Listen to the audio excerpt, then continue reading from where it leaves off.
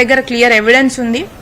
ఇంకొక విషయం ఏంటంటే నిన్న ఇవన్నీ ఇప్పుడు నా దగ్గర ఉన్న ఆధారాలు కానీ ఆడియోలు కానీ వీడియోలు కానీ ఎవిడెన్స్ కానీ నేను నా ఆడపిల్లగా నా సేఫ్టీ కోసం నేను ప్రిజర్వ్ చేసి పెట్టుకున్నాను.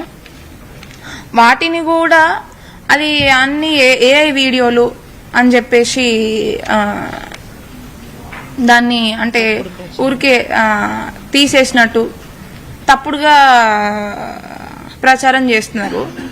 మరి ఇంకా కూడా నా దగ్గర క్లియర్ ఎవిడెన్స్ అనేది ఉంది నాకు. అంటే నేను పెట్టింది జస్ట్ ఒక 20% మాత్రమే. ఆ రోజు నాకు తెలీదు ఎఫ్ఐఆర్ ఫైల్ చేసేటప్పుడు ఎవిడెన్స్ కూడా ఇవ్వాలి అని చెప్పి ఆ 20% ఎవిడెన్స్ మాత్రమే నేను ఫైల్ చేశాను. అదే బయటకు వచ్చింది. ఇంకా కూడా నా దగ్గర చాలా ప్రతి ఒక్క నేను ఎఫ్ఐఆర్ లో మెన్షన్ చేసిన ప్రతి ఒక్క ఎవిడెన్స్ నా దగ్గర ఉంది. అది కూడా నేను ఖచ్చితంగా టైం వచ్చినప్పుడు మీ అందరికీ చూపిస్తాను. అది కూడా నేను అది ఏఐ వీడియోలా లేకపోతే ఏ వీడియోలు అనేది మేము చూపించిన తర్వాత ఫోరెన్సిక్ కి పంపించి టెస్ట్ చేయించుకోవాలని చెప్పి నేను కోరుకుంటున్నాను. దానికి కూడా మా దగ్గర ఉన్న వీడియో ఎవిడెన్స్ ప్రతి ఒక్కటి కూడా మేము కోర్టులో ప్రొడ్యూస్ చేశాము. అండ్ దానికి సంబంధించిన ఒరిజినల్ డివైజెస్ కూడా మేము సబ్మిట్ చేసి ప్రతి ఒక్కటి మేము లీగల్ పరంగా ముందుకెళ్తున్నాము. అండ్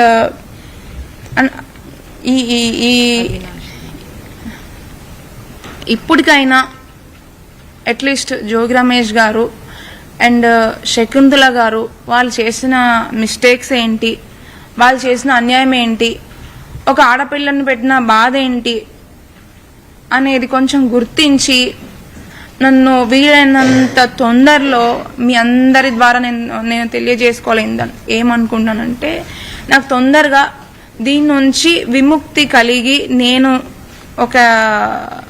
ఒక పీస్ఫుల్ లైఫ్ని స్టార్ట్ చేద్దామని అనుకుంటున్నాను. అది జోగి రమేష్ గారు సహకరించి నాకు విముక్తి కలిగించి ఇప్పటికైనా ఆయన పెట్టిన ఇబ్బందులను ఆపేసి విముక్తి కలిగిస్తే అది అందరి సపోర్ట్తో నాకు పెళ్లికి వచ్చిన పెద్దలు కానీ వైఎస్ జగన్ గారు కానీ ఇప్పుడు ఏంటి సజ్జల రామకృష్ణ గారు కూడా వచ్చారు. అండ్ ఇంకెవరు విడుదల రజనీ గారు పెళ్లికి వచ్చిన పెద్దలందరూ ఇట్లా అందరూ పెద్దల సపోర్ట్ కూడా ఖచ్చితంగా ఒక ఆడపిల్లకి అన్యాయం జరుగుతుంది కాబట్టి వాళ్ళందరి సపోర్ట్తో నాకు వీళ్ళని తొందరలో నాకు న్యాయం జరిగి దీంట్లో నుంచి విముక్తి మీ హెల్ప్తో కలిగించాలని చెప్పి మేమందరినీ కోరుకుంటున్నాము.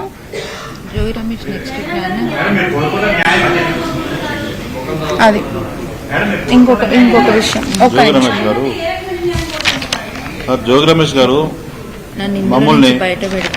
న్యాయం అంటే నాకు వీలైనంత తొందరలో దీంట్లో నుంచి